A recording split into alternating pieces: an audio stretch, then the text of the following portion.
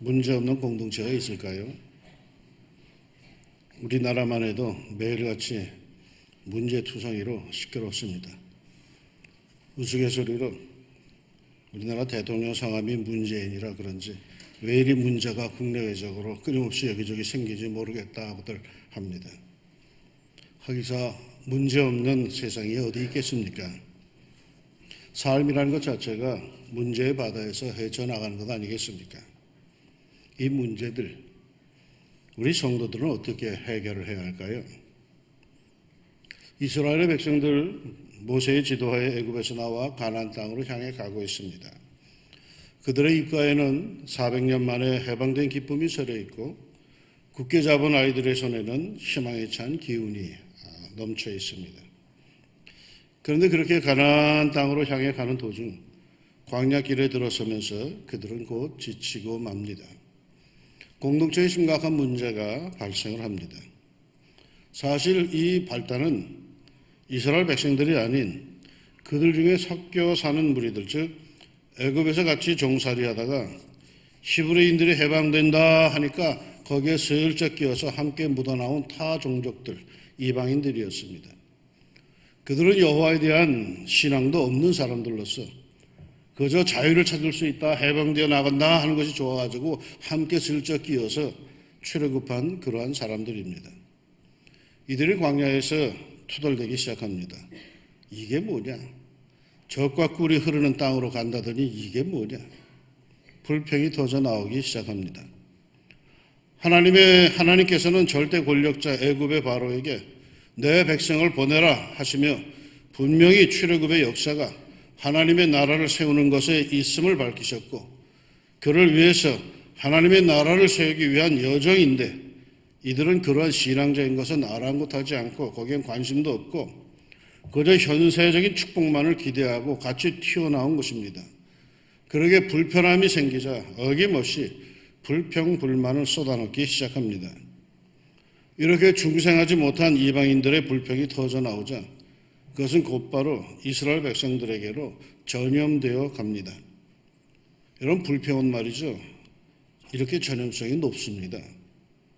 하나님의 능력으로 해방되어 나온 이들이기에 하나님의 능력과 선하심을 믿고 나아가야 하는 이들인데 그들은 믿음이 없는 사람들이 현실을 불평하자 자기들도 함께 불평하기 시작합니다. 뭘 불평했는지 아십니까? 누가 우리에게 고기를 주어 먹게 하랴? 우리가 애굽에 있을 때에는 값없이 생선과 오이와 참외와 부추와 파와 마늘들을 먹은 것이 생각나거늘 이제는 우리의 기력이 다하여 이 만나 외에는 보이는 것이 아무것도 없도다. 기본적인 양식이 부족해서 불편한 게 아닙니다. 짜릿한 음식들, 어떤 자극성 음식이 먹고보다고 불평하는 겁니다. 그것도 어느 정도로 백성의 온 종족들이 각기 자기 장막문에서 우는 것을 모세가 들으니라. 온 종족이 다 자기 집에서 장막문에서 울어댑니다. 남녀노소 할 것 없이 다 같이 그렇게 울어댑니다. 기가 막힌 모세죠. 그러나 모세는 그걸 보면서도 어떻게 해볼 도리가 없었습니다. 그래서 모세도 역시 마침내 이들의 불평에 전염된 듯이 하나님께 나아가 불평하기 시작합니다. 어찌하여 주께서 종을 괴롭게 하시나이까? 어찌하여 내게 주의 목전에서 은혜를 입게 아니하시고 이 모든 백성을 내게 맡기사 내가 그 짐을 지게 하시나이까? 이 모든 백성을 내가 배웠나이까? 내가 그들을 낳았나이까?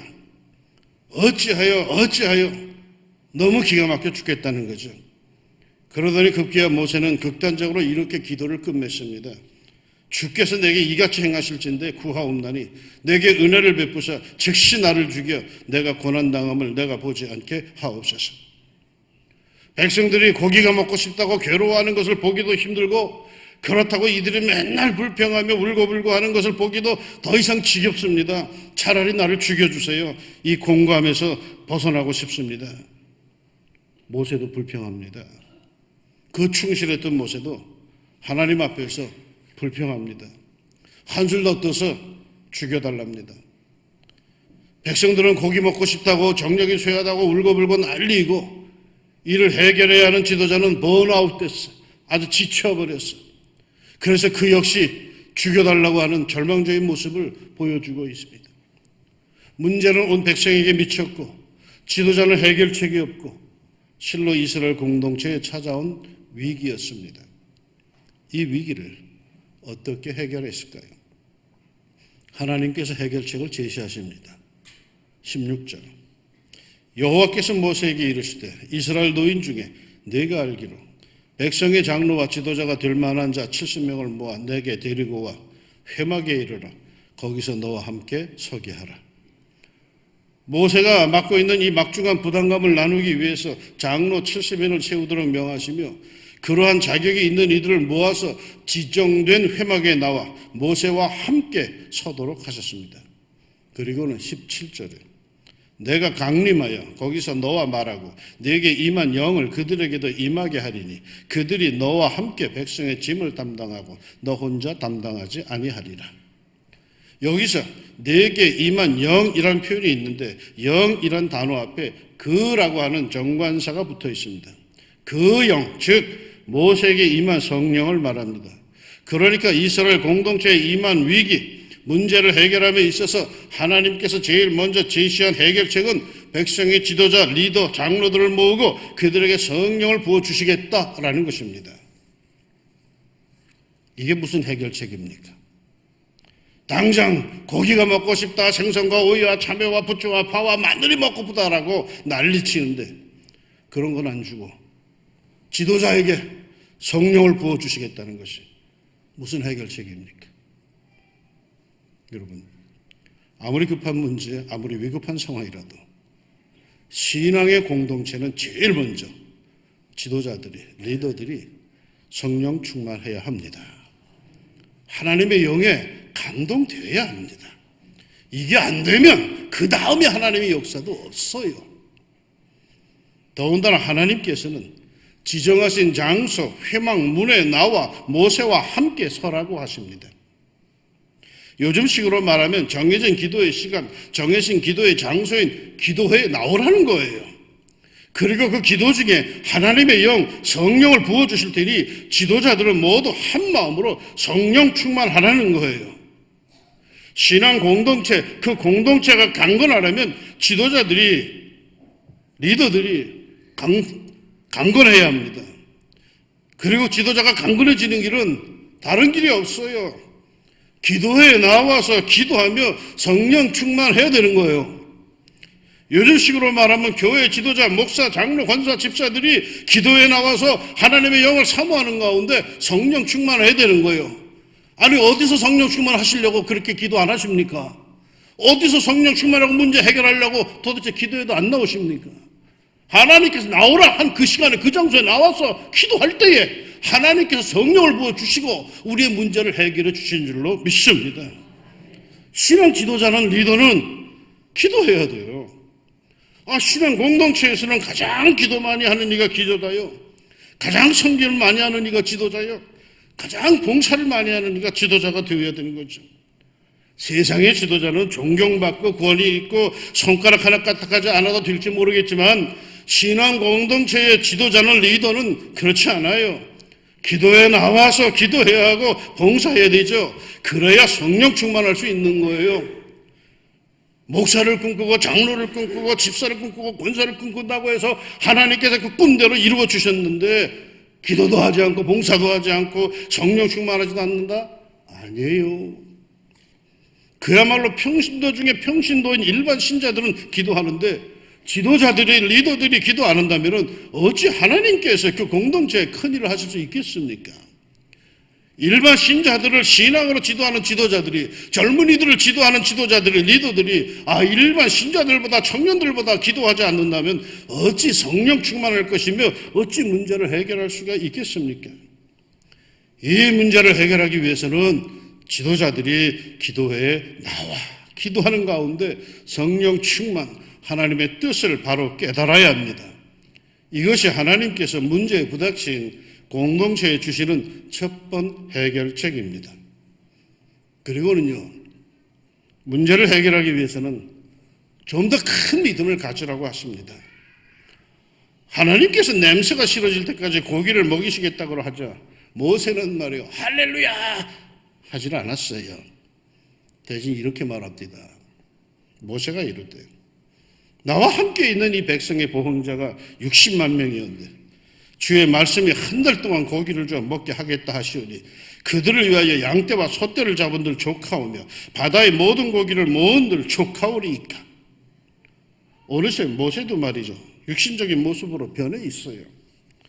그도 역시 성령 충만하지 못해요.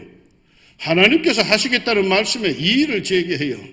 자기의 논리와 자기의 논리로 어떻게 그럴 수 있을까 하면서 불신을 표합니다. 이에 하나님께서 뭐라고 하십니까? 23절에 여호와께서 모세에게 이르시되 여호와의 손이 짧으냐? 네가 이제 내 말이 네게 응하는 여부를 보리라. 여러분의 성경에는 이렇게 표현되어 있을 것입니다. 그런데 전에 우리가 쓰던 개역 성경에는 이렇게 되어 있습니다. 여호와께서 모세에게 이르시되 여호와의 손이 짧아졌느냐? 네가 이제 내 말이 네게 응하는 여부를 보리라. 여호와의 손이 짧아졌느냐? 나는 의미상 이게 더 옳은 번역이라고 생각이 됩니다. 전에는 말이죠, 출애굽 당시에는 하나님의 능력에 대해서 전혀 이의가 없었어요. 뭘 한다 해도 하나님께서는 다 하실 것이라고, 이루실 것이라고 아주 굳게 믿었습니다. 그러게 절대 권력자 애굽의 바로 앞에서도 하나님께서 말씀하신 대로 큰 소리를 쳤습니다. 왜? 하나님께서 하시겠다니까. 그래서 말도 안 되는 그 10가지 재앙을 담대히 선포도 했습니다. 그 출렁이는 홍해 바다 앞에서 지팡이를 내리치기도 했습니다. 쓴 물은 단물로도 만들기도 했고 바위를 쳐서 물을 내서 마시게 하기도 했습니다. 그런데 전에는 그까짓 건 하나님께서 하시겠다면 하는 거지 못하실 게 어디 있어? 라고 했는데 지금은 어려우실걸, 못하실걸 했다는 겁니다. 하나님께서 못하실 것 같습니까? 하나님께서 나를 붙잡아 주시고 나를 도와주시고 나를 강하게 하시고 나로 정상에 서게 해 주시겠다는데 하나님께서 못하실 것 같습니까? 예전에 믿음이 좋을 때는 여호와의 손이 길었는데 이제는 그 여호와의 손이 짧아졌습니까? 하나님의 손이 짧아진 것이 아니라 내 믿음이 위축이 되고 쫄아드는 거지요. 하나님을 믿으세요. 예수님은 나사로의 무덤 앞에서 이렇게 선포하셨디다. 내가 믿으면 하나님의 영광을 보리라. 문제가 뭐예요? 믿음이 너무 약해진 거죠. 모름지기 믿음의 사람들, 그리스도인은 믿음의 그릇이 커야 그 믿음의 그릇 안에 하나님께서 가득 부어주시는 법인데 믿음의 그릇이 작으니까 그건 부어주나 마나인 셈이죠. 시편 81편 10절 이하에 보면 이러한 말씀이 있습니다. 나는 너를 애굽 땅에서 인도하여낸 여호와 네 하나님이니 네 입을 크게 열라 내가 채우리라 하였으나 내 백성이 내 소리를 듣지 아니하며 이스라엘이 나를 원하지 아니하였도다. 하나님께서는 계속해서 우리의 믿음의 입을 크게 열라고 하시는데 그러면 채워주시겠다고 하시는데 우리들은 계속 자기 머리로만 이해하고 계산을 하면서 크게 열라는 하나님의 말씀에도 불구하고 듣지를 않아요. 그저 계속해서 오물거리기만 해요. 여기에 무슨 문제 해결이 나오겠습니까? 모세의 그 좁은 믿음의 그릇은 하나님의 그 엄청난 역사를 담을 수가 없어요. 줘도 감당을 못해요. 모세는 너무 지친 나머지 어떻게 하면 이 부담이 큰 사명에서 벗어날까? 어떻게 하면 이 말도 안 듣는 무리들을 떼어버릴 수 있을까 하고 있는데 하나님께서는 정작 모세의 믿음 없음을 책망하십니다. 우리 좀 더 큰 믿음을 갖고 삽시다.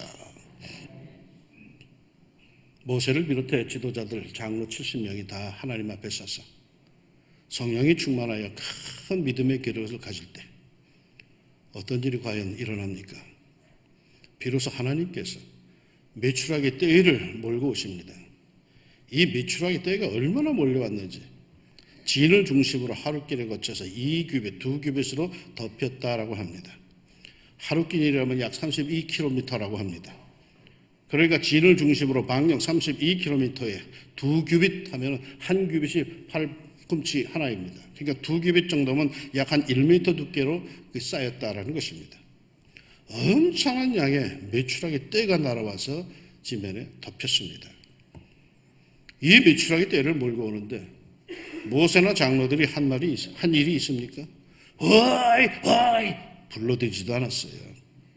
그저 하나님께서 다 하셨어요. 뭘 뜻하는 걸까요? 큰 믿음, 큰 비전을 갖고 성령 충만할 때 비로소 하나님께서는 당신의 놀라운 역사를 이루십니다. 왜요? 성령 충만해야 하나님의 역사를 깨닫고 찬송하고 볼 수 있고 믿을 수 있기 때문이죠. 성령이 충만하지 않은데 메추라기 떼를 몰아줬다면 그들은 그것을 육신적으로만 생각했을 겁니다. 야, 이게 웬 떡이냐? 아니, 이런 눈먼 메추라기 떼가 있나? 우와, 메추라기들이 떼지어서 자살하네? 뭐 이런 식으로 받아들였을 겁니다. 거기에 하나님의 영광, 하나님의 섭리는 조금 더 자리 잡지 않습니다. 거기에는 어떠한 믿음도 없습니다. 그러나 성령이 충만할 때에 이러한 일들을 보며 선하신 하나님의 손길을 볼 수 있을 것이며 입을 열어 하나님의 영광을 찬송할 것입니다. 공동체의 문제들은 그 해결책이 하나님께 있습니다. 다만 공동체에는 큰 믿음이 있어야 하고 성령이 충만해야 합니다. 리더들이 모두 말이죠. 이 성령이 충만, 이것이 어느 정도로 중요한 사안이었는지 아십니까? 하나님께서 모세에게 장로 70명을 불러서 회막문으로 나오라고 했을 때에 명부에 있는 2명이 나오질 않았습니다. 엘닷과 메닷. 나오라 하는데도 이들은 왜 안 나왔을까요? 아마도 지도자 모세에 대해서 부정적인 생각을 갖고 있는 모세에게 대적했던 이들일 것입니다. 그래서 기도에 나오라 하는데도 끝내 안 나왔을 겁니다. 그런데 놀라운 것은 회막문에 나온 이들에게 성령이 임할 때 이 2 사람에게도 똑같이 성령이 임했다는 것입니다. 여호수아가 놀라서 모세의 명에 순종치 않은 사람들에게도 성령이 임한다는 것은 모세의 지도 권위에 손상이 가는 일이다 하여서 금하도록 하자고 할 때에 모세는 이렇게 말을 합니다. 네가 나를 두고 시기하느냐? 여호와께서 그의 영을 그의 모든 백성에게 주사 다 선지자가 되게 하시기를 원하노라. 할 수만 있다면 어떻게 해서라도 모든 이가 성령 받기를, 성령 충만하기를 원한다는 것입니다. 나도 여러분 모두 어떻게 해서라도 성령 충만하기를 소망합니다. 성령 충만은 이렇게 중요한 거예요. 예전에 한국교회에서 성령 충만하면 이상한 소리하고 이상한 거 보고 이상한 짓거리 하는 게 성령 충만은 아니에요. 성령 충만은 우리 신앙생활의 가장 정점이에요. 힘을 낼 수 있는 거예요. 우리 모두가 다 성령 충만해야 돼요. 그래야 우리 신앙 공동체는 더욱더 하나님의 은혜 안에, 능력 안에 머물 것입니다. 문제없는 사람, 문제없는 공동체가 어디 있겠습니까? 문제는 다 있습니다. 그런데 문제가 있다고 해서 하나님의 능력과 인도하심을 의심하고 울고불고 불평하는 것은 여러분 하나님 앞에 죄를 쌓아가는 겁니다. 하나님의 백성들, 이스라엘 백성들은 마땅히 기도해야 했죠. 그리고 지도자들은 더욱더 큰 믿음을 가져야 했을 뿐만 아니라 그들도 역시 성령 충만해야 했습니다. 그때 하나님께서는 메추라기를 몰아오시는데 대역사를 이루십니다. 다음 주는 성령 강림 주일입니다. 제가 오늘은 별다르게 좀 심각하게 설교하는 이유가 바로 이것 때문입니다. 왜 성령 강림 주일을 만들었을까요? 그냥 매주일 똑같은 주일인데 왜 교회가 1년에 딱 잘라가지고 이때는 성령 강림 주일 왜 그랬을까요? 그때는 기도 좀 하자는 거예요. 아무리 바쁘게 살아도 그때는 좀 우리가 쫄아들어서 하나님 앞에 무릎을 꿇고 기도 좀 하자는 거예요. 그래서 성령 충만하자는 거예요. 하나님을 생각하고 하나님의 역사를 생각하고 성령의 감동을 우리가 한 번쯤 생각해야 되는 거예요.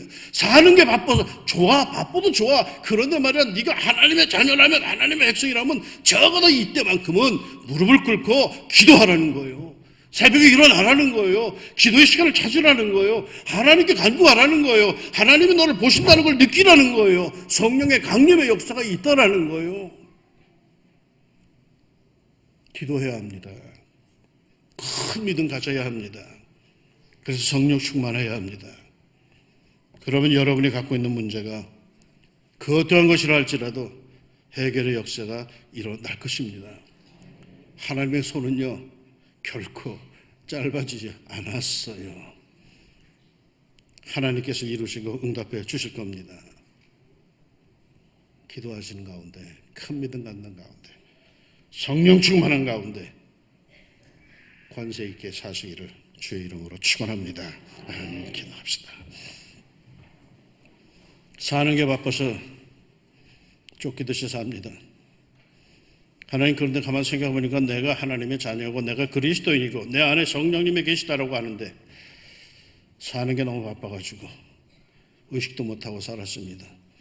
그래서 닥치는 대로 그래 달려왔습니다. 그런데 이제 성령 강림 주일이라 말합니다. 하나님, 우리가 성령을 생각하게 하시고 주 앞에 무릎을 꿇게 하시고 기도하게 하여 주시사 기도할 때에 오순절 성령 강림의 역사가 우리들에게 임하여서 우리 모든 삶이 변화되게 하여 주시고 그토록 마음속에 간직하고 있던 것들을 이뤄낼 수 있는 권세를 갖게 하여 주시옵소서. 그리하여 하나님, 이번 기회에 내 삶이 좀 전환되게 하여 주시고 오랫동안 그토록 고민하던 것들이 해결되는 역사가 나타나게 하여 주시자. 참으로 성령 강림을 통하여서 성령 충만하여서 하나님의 영광을 보고 또한 하나님의 영광을 드러낼 수 있는 권세 있는 성도의 삶을 살게 하여 주옵소서. 예수님의 이름으로 기도합니다. 아멘.